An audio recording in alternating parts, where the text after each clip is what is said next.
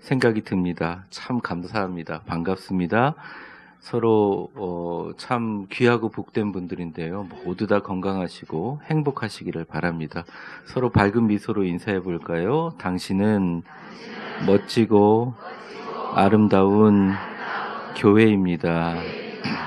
여러분 가지고 온 성경 한번 들어보겠습니다. 주의 말씀은 내 발의 등이요 내 길의 빛이니이다.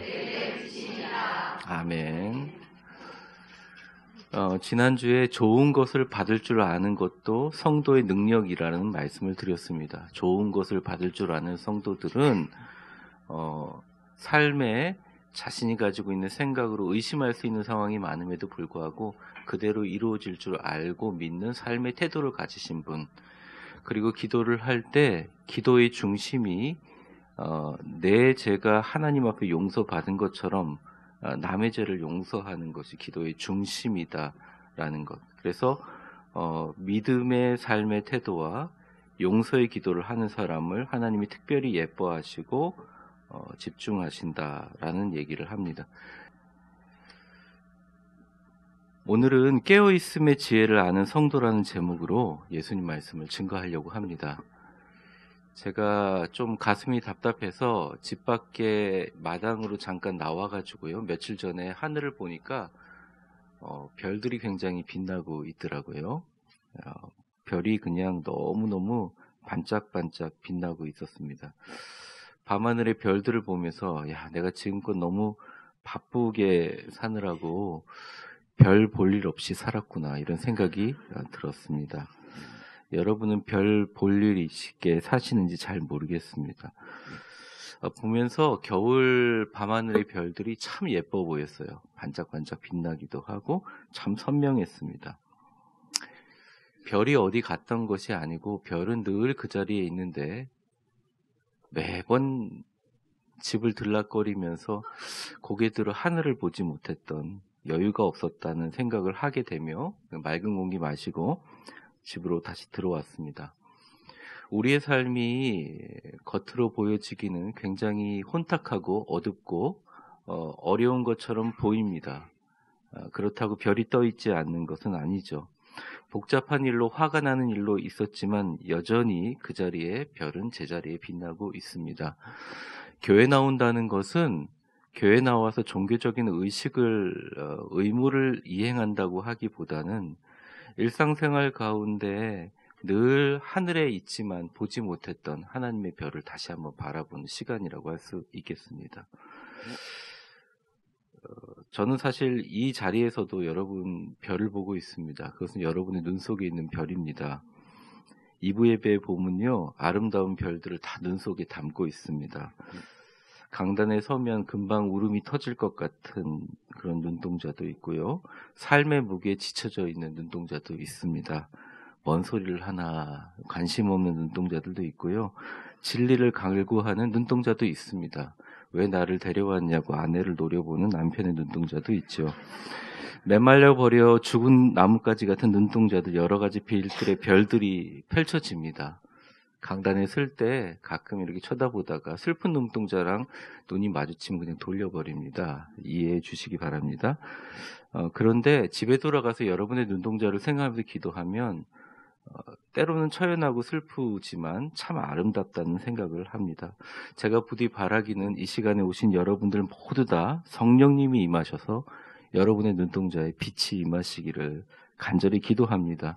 여러분의 심령이 원망과 근심, 또 두려움과, 영어로 anxiety라 그러죠. 막 두근거리고 긴장에 차이는 게 아니라 소망으로 뜨거워지기를 축복합니다. 여러분의 눈동자에서 세상 모든 사람들이 하나님의 영광을 바라보기를 축복합니다.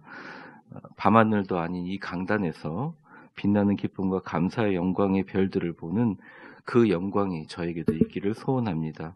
우리 옆 사람 축복해 볼까요? 당신은 하나님의 빛나는 스타입니다.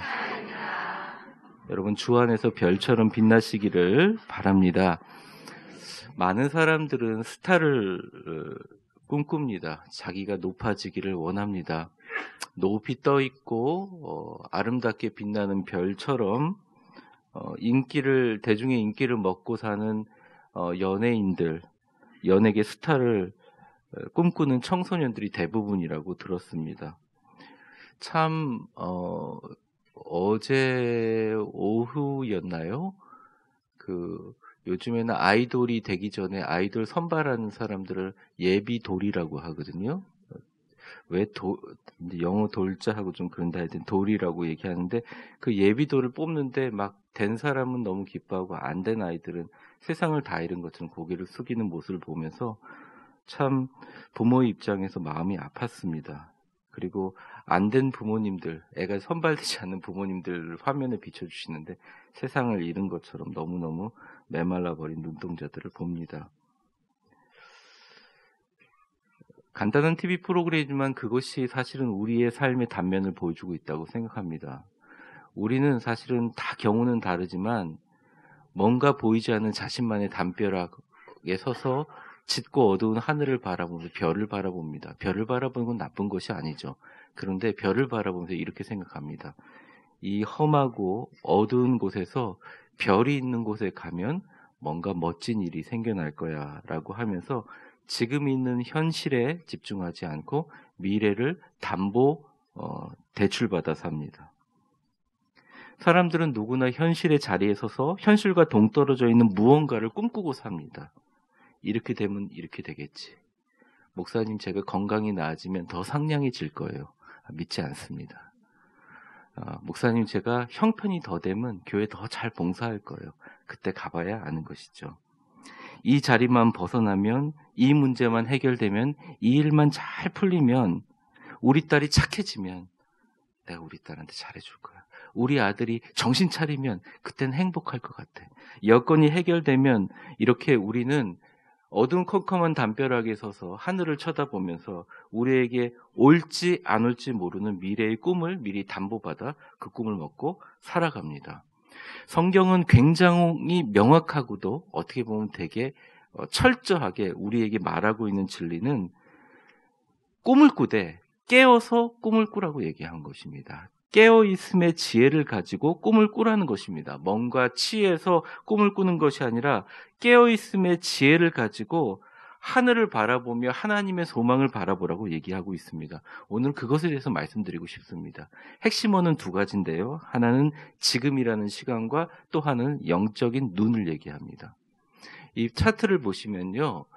오늘 본문에서 얘기하는 깨어남은 두 가지의 부분으로 나눌 수 있는데, 첫 번째 의식적인 것입니다. 지금이라는 힘에다 집중해서 의식적인 힘을 가지고, 두 번째 영적인 시각을 여는 시각적인 것입니다. 영안을 여는 것이죠. 오늘은 그것을 설명드리고 같이 나누려고 합니다. 오늘 본문으로 바로 들어가게 되면 깨어있으라는 말이 4번이나 나옵니다. 사실은 이렇게 작은 단문 구조에 깨어있으라는 말이 4번 나오는 구절은 굉장히 드문 구절입니다. 33절, 34절, 35절, 37절. 네, 보여주세요. 편안하게. 34절, 35절, 그리고 36절, 37절. 깨어있으라고 얘기합니다. 근데 보세요. 33절에 보면 뭐라고 나와 있냐면 be alert. 그러니까 알람을 울려라. 주의해라.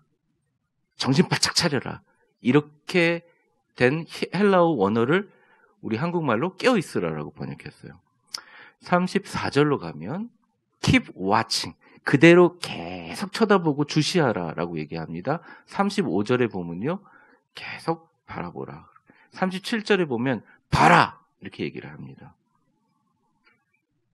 그래서 여러분 저를 보세요. 이 깨어있으라는 말로 똑같이 다 한국말로 번역했지만 이 구절의 원어를 살펴볼 필요가 있습니다. 그래야 성경을 좀 잘 이해할 수가 있죠.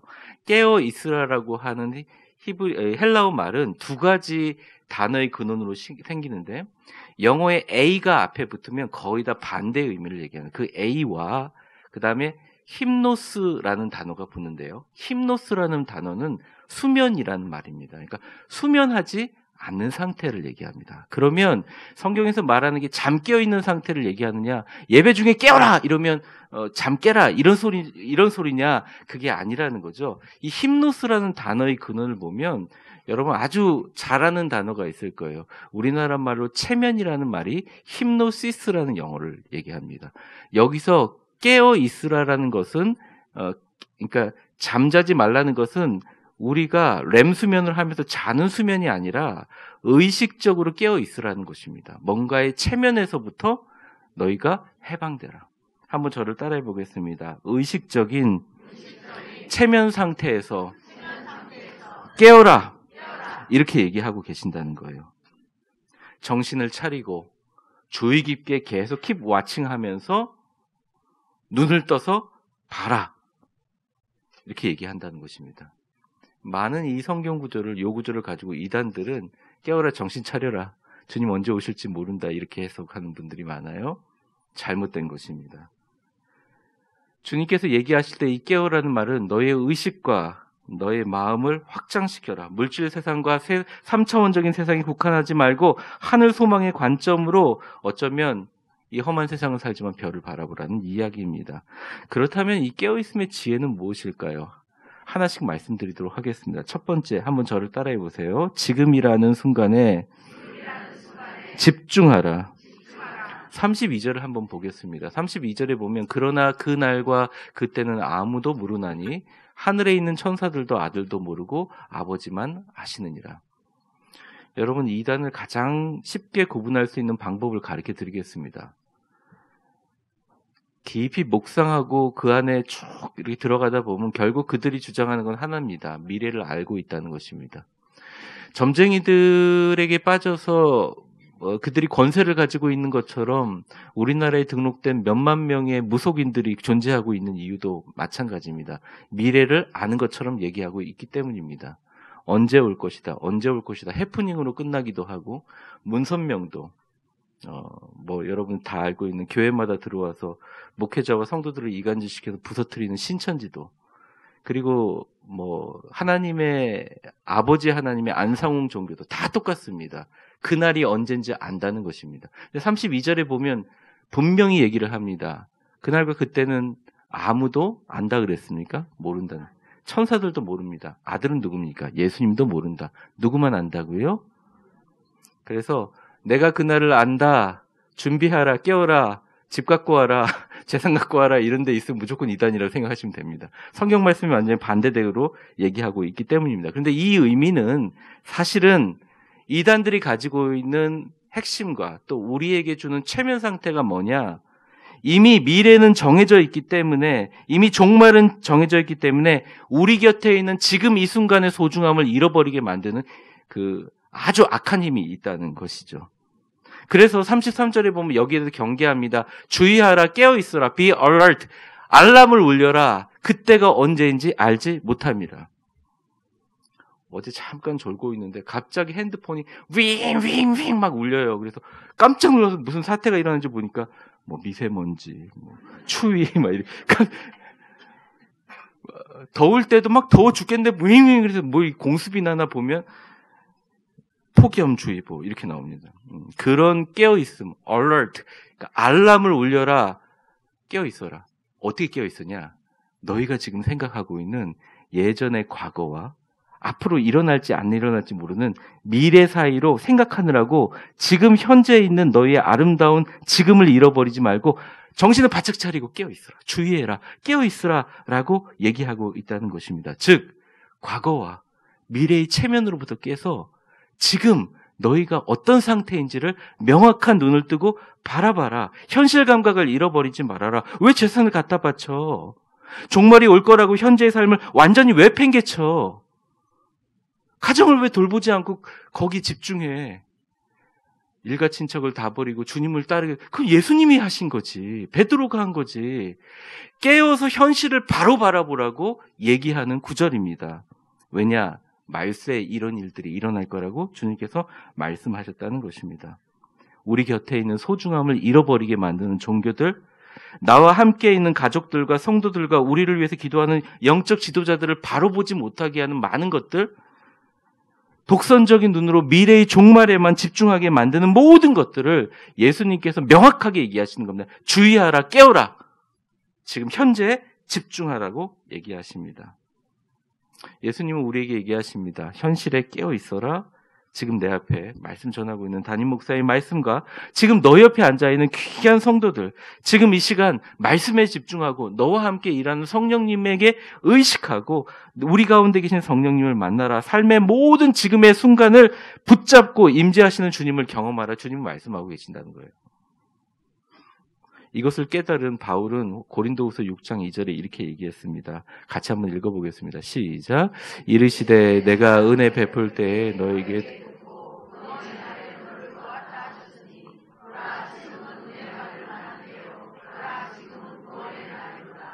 은혜를 유보하지 말라는 것입니다. 지금 내 곁에 머물러라. 지금 내 옆에 있는 나를 바라보라. 옆에 사람을 한번 보면서 웃으면서 이렇게 해보세요. 지금 내 옆에 계신 당신 때문에 참 감사합니다. 감사하지 않아도 상관없어요. 그렇게 얘기하고 나면 옆 사람이 의식이 돼요. 이상하게 의식이 되는 게 아니라 옆 사람이 존재하고 있다는 걸 알게 됩니다. 우리가 대부분 깨어남은 내가 의식을 거기에 집중함으로 있는 것처럼 느끼게 되는 것이죠. 우리의 성령님도 마찬가지입니다. 인생을 살아가면서 별거 아닌 일에 화를 폭발할 때가 있습니다. 제가 본 적은 없는데 어느 목사님이 슈퍼마켓에 갔는데 한 자기 교회 신실한 권사님이 앞에서 점원과 막 싸우고 있더래요. 그래서 도저히 막 사람들이 웅성거려서 볼 수가 없어가지고 권사님한테 등을 툭툭 치면서 저 담임 목사입니다. 그만하세요. 그랬더니 담임 목사님이 뭔데? 그러고 그러더래요. 네. 의식이 안 되는 거죠. 의식이 안 되는 거죠. 저가 가끔 굉장히 편한 복장으로 이렇게 추리닝을 입고 아무도 보지 않겠지 그러고 월요일날 이렇게 편하게 길거리를 지나고 있는데 누가 뒤에서 목사님 그럼 정신이 바짝 납니다. 추리닝을 입고 슬리퍼를 신는 목사인지 내가 뭔지 정신이 확 나가죠. 그러니까 보통 우리가 의식을 거기다 집중하게 되면 그 의식에 무언가가 있다는 걸 집중하게 되고 깨게 된다는 거죠. 주님의 말씀이 이겁니다. 말씀에 집중하지 않으면 수많은 잘못된 생각들이 들어오니 말씀에 집중하고 깨어서 주님을 바라봐라. 과거의 슬픔과 아픔에 매이지 말고 미래 앞으로 일어나지 않는 일에 불안하지 말고 지금 나를 만져주시는 성령님을 경험하라. 성경은 계속적으로 이야기하고 있다는 것입니다. 지금이 은혜 받을 만한 때다. 많은 사람들이 이럽니다. 주님 제가 경제적으로 완전히 회복돼서 돈을 물쓰듯이 뿌리고 다니게 되면 교회에 와서도 제가 아주 한턱 내겠습니다. 제발 그러셨으면 좋겠는데 사실은 그렇게 되기가 어렵습니다. 주님은 그때까지 잘 기다리고 싶지 않습니다. 왜냐하면 과거와 미래는 없거든요. 지금 순간순간만 있을 뿐이거든요. 주님은 오히려 이렇게 얘기해요. 너가 경제적으로 완전히 회복될 때까지 미루지 마. 지금 나한테 와.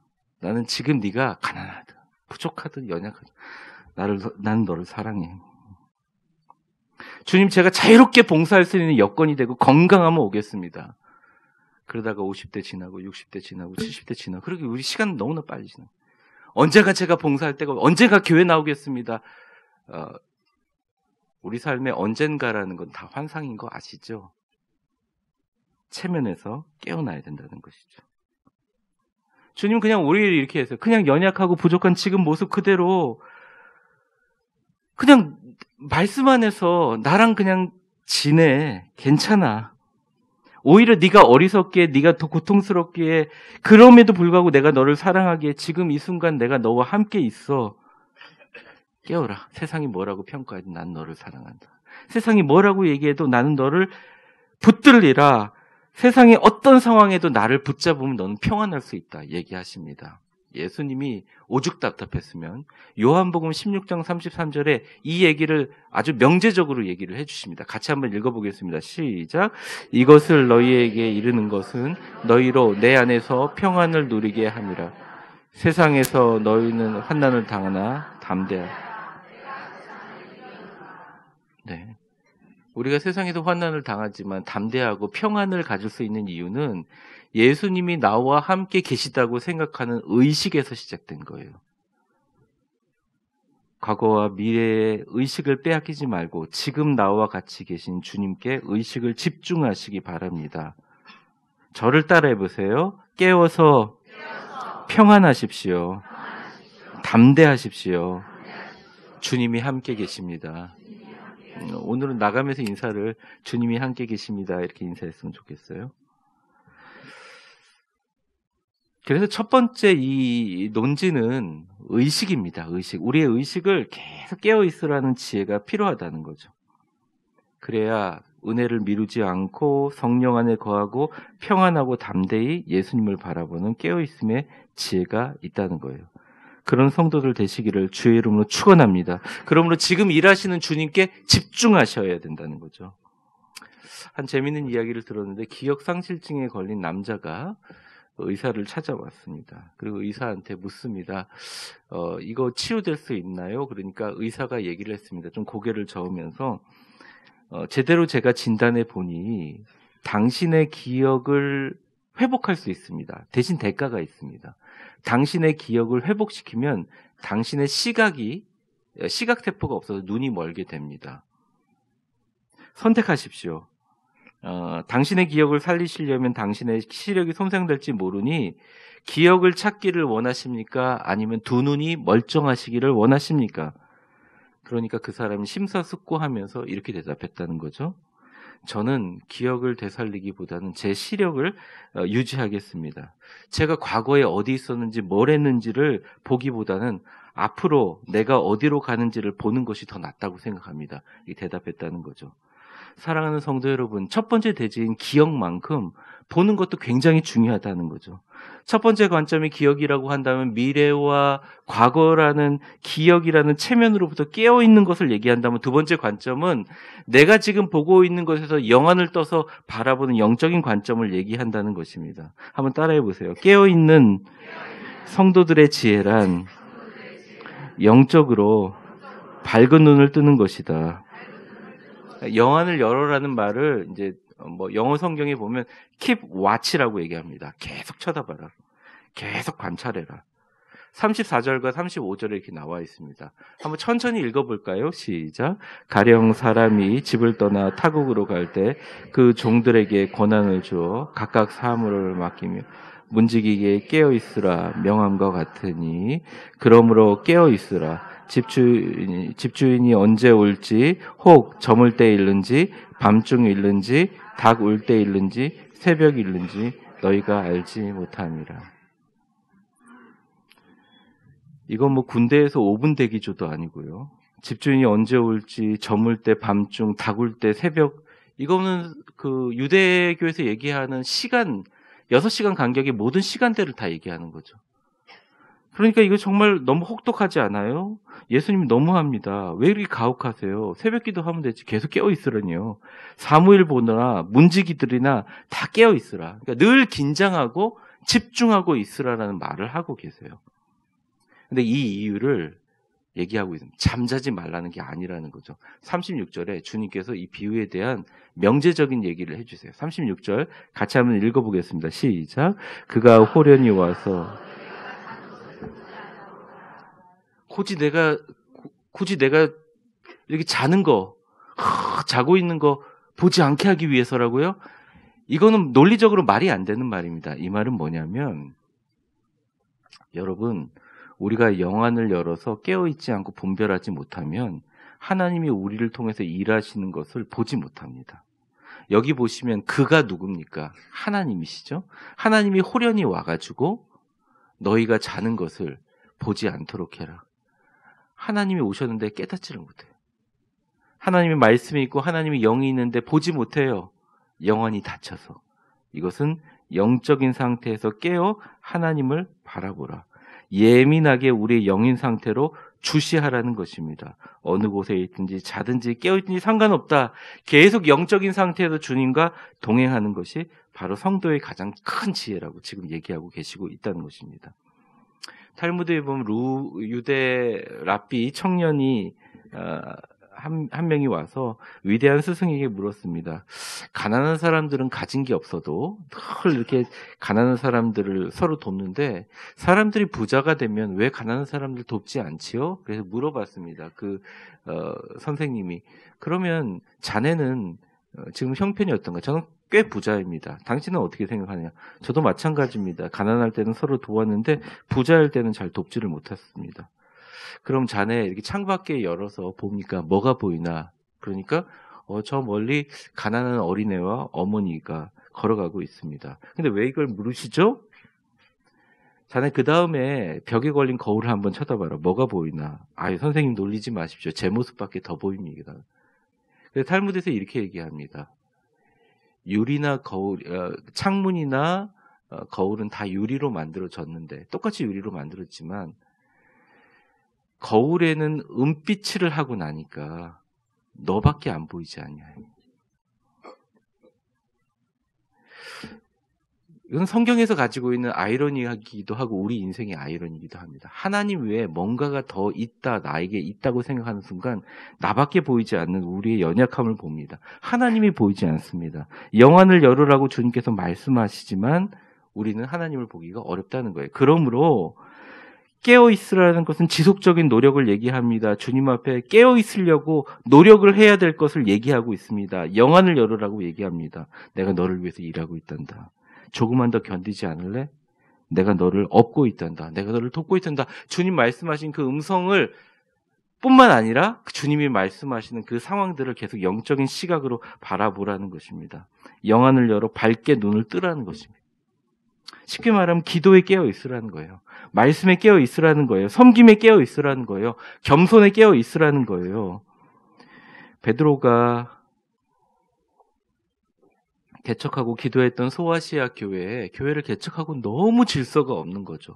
너무너무 힘든 거죠. 베드로 전서에서 거기에 대한 얘기를 쭉 하다가 베드로 전서 5장까지 가고 나서 이게 폭발이 돼가지고 베드로가 아예 이렇게 얘기합니다. 너희들 모두 겸손으로 허리를 동이고 교회에 세워준 지도자들에게 좀 복종하라, 순종하라. 거기는 장로라고 표현했는데 복종하라.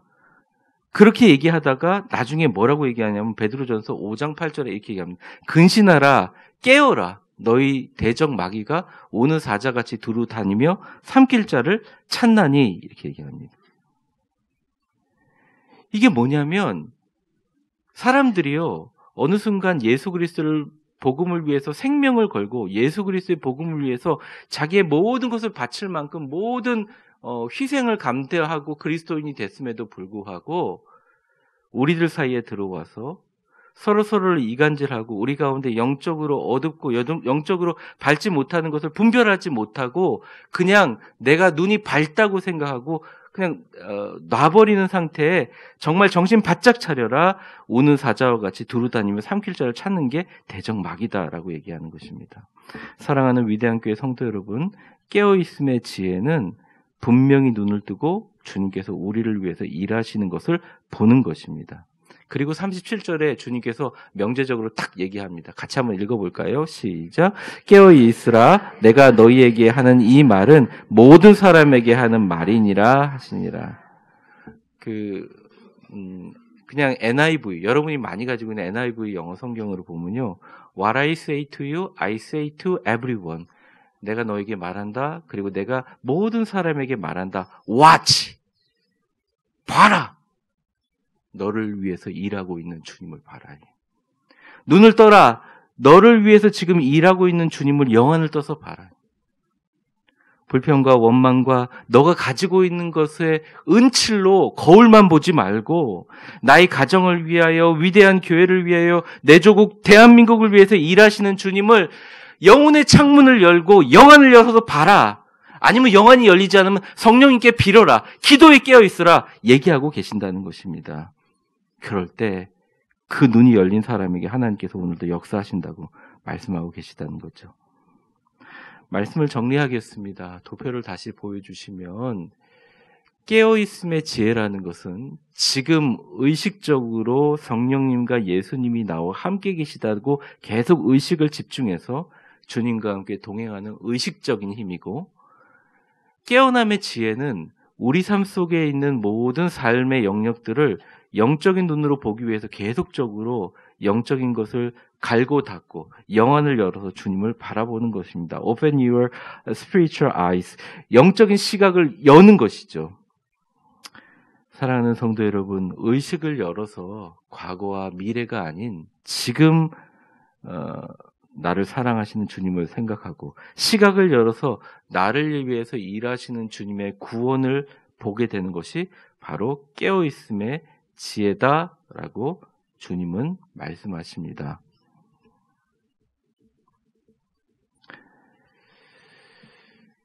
옆 사람을 정말 사랑하는 마음으로 한번 이렇게 고백했으면 좋겠습니다. 당신이 어떤 경우든지 주님은 당신을 사랑하시고 당신과 함께 하십니다. 깨어 있으라는 거예요. 그러면 주님이 언제 오실든지 상관없다는 거예요. 주님은 오늘도 이 험한 세상을 향하여 여러분 지금 은혜 충만하시고 성령 충만하시고 지금 임재 가운데 물으시고 지금 영안을 열어 주님을 피로 값주신 이 교회와 가정과 여러분의 소중한 지금의 순간의 삶에 하나님의 편애하시는 축복이 있기를 간절히 축원합니다. 기도하겠습니다. 하나님 아버지 감사합니다. 주님이 지금 우리와 함께 계심을 믿습니다. 너 좀 힘들지? 조금만 견뎌. 내가 너를 위해서 좋은 것을 예비하고 있단다. 담대하라. 평안하라. 내가 너와 함께 일하고 있단다. 내가 너를 사랑한단다. 내가 너를 통해서 위대한 일을 이루기를 원한다. 쓰러져 있지 마라. 넘어져 있지 마라. 깨어 있으라. 말씀과 기도와 겸손과 은혜 가운데 영안을 열어 기도하라. 세상의 모든 마귀의 속삭임과 교회와 신앙 공동체를 어지럽히는 모든 세상적인 논리와 지혜 가운데 정신을 바짝 차리고 주님을 붙들라. 주님께서 분명히 영안을 열어 분별하게 해주실 것이다. 너에게 축복의 길을 열어주실 것이다. 주님 말씀하심을 믿습니다. 주님 나를 사랑하시죠? 여기 있는 모든 분들을 사랑하시죠? 주님이 계셔서 참 좋습니다.